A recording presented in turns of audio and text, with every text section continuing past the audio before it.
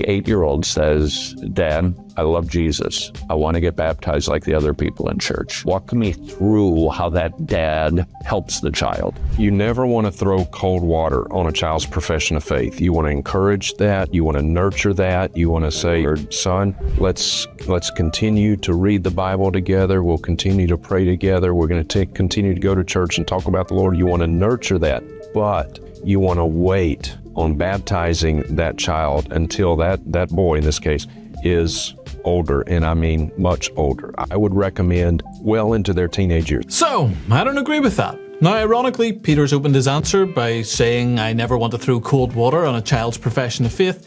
Was he somewhat correct? I'd rather dunk them in the water, and I would rather the water not be too cold, and also they should be pulled back up quickly. But here's why I think he's wrong. The Apostle Peter's instruction to the crowd as they were convicted of their sin in Acts 2 was to repent and be baptized, every one of you. And we are told that that is precisely what happened on that same day.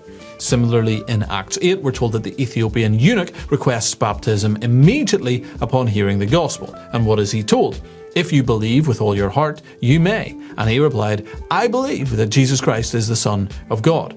And even Saul, who persecuted the church, had an immediate baptism upon professing faith. So the question must then be asked, if those believers were not subjected to a decade of scrutiny to prove their sincerity and their longevity before baptism, why should children be?